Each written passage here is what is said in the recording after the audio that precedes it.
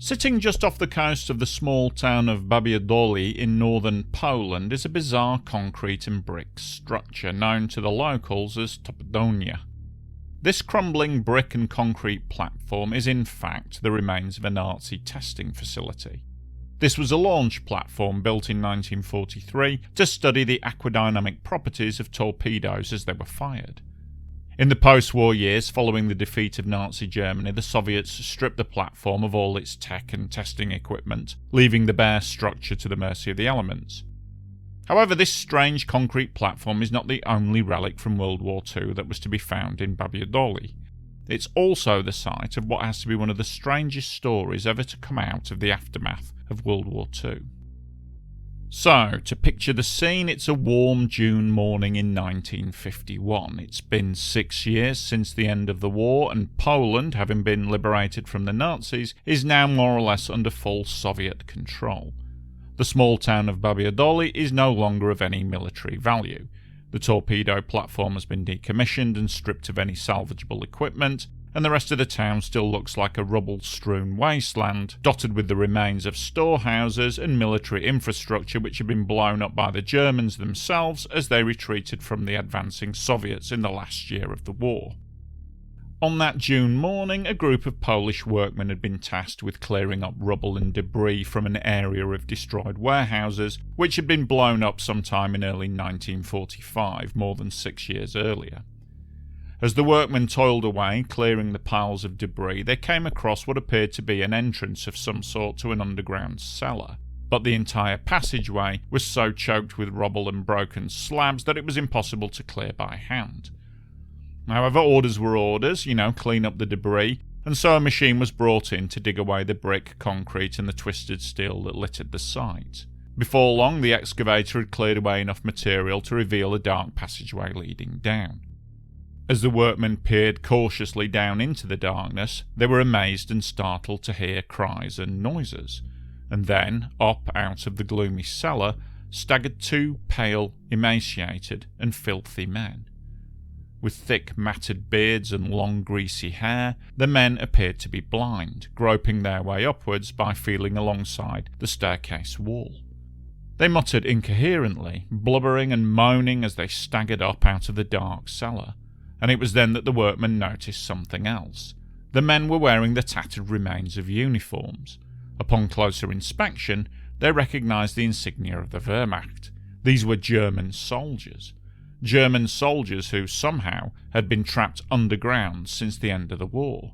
These men had been entombed in the storehouse cellar, trapped down in the bunker, for over 6 years. As their shock wore off, the workmen rushed forwards, helping the men up and over the last piles of debris and out into the sunlight.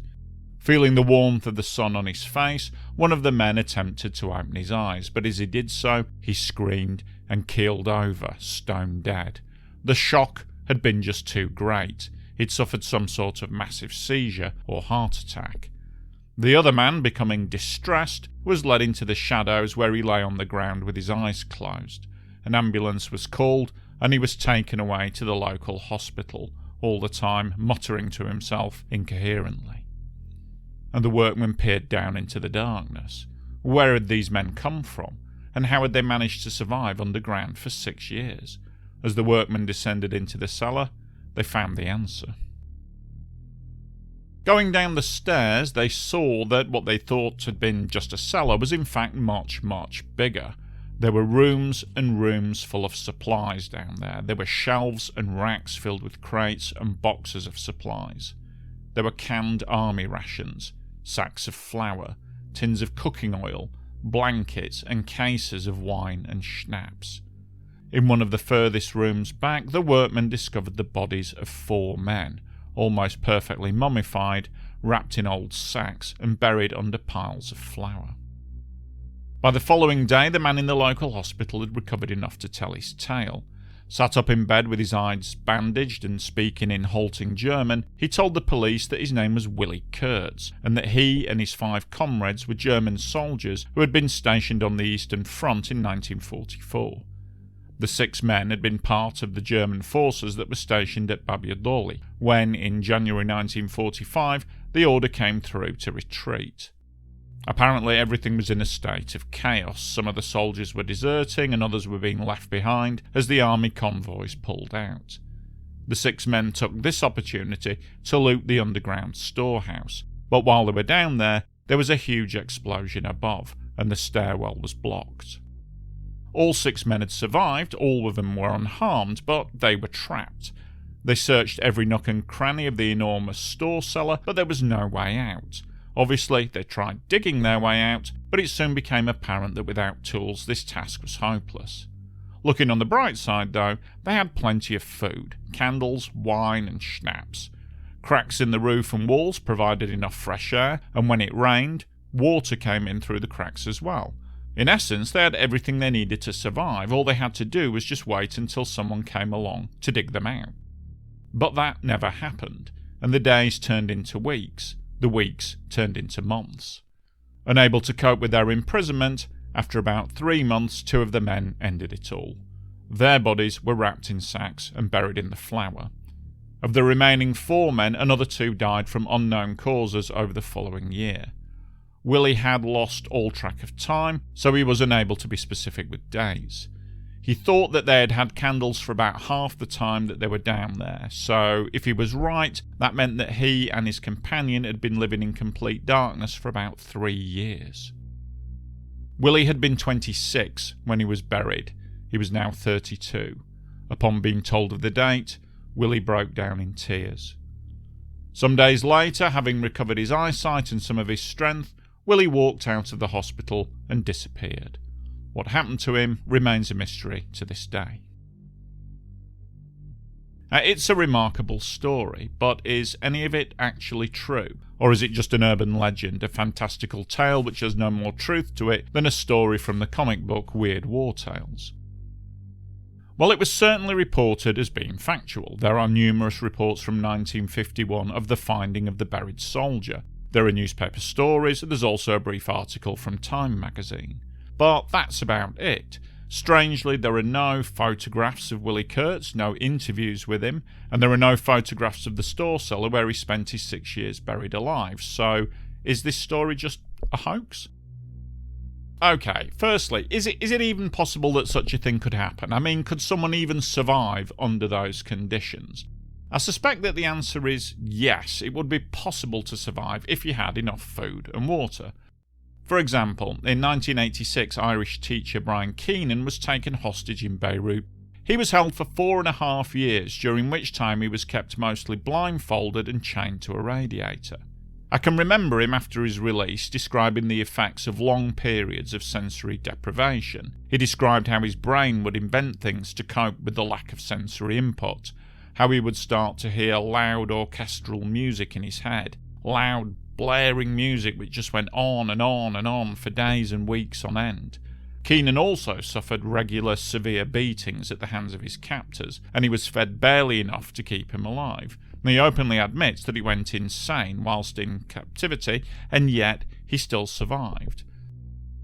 So if Brian Keenan could endure 4.5 years of that treatment, I'm sure it's possible that Willie Kurtz could have survived for 6 years in the bunker.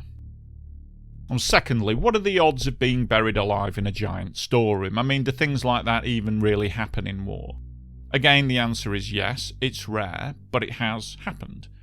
In 2020, amateur historian Pierre Malinowski unearthed the sealed-off Winterberg Tunnel, a time capsule from World War I which contained rifles, gas masks, machine guns, and the remains of over 200 German soldiers.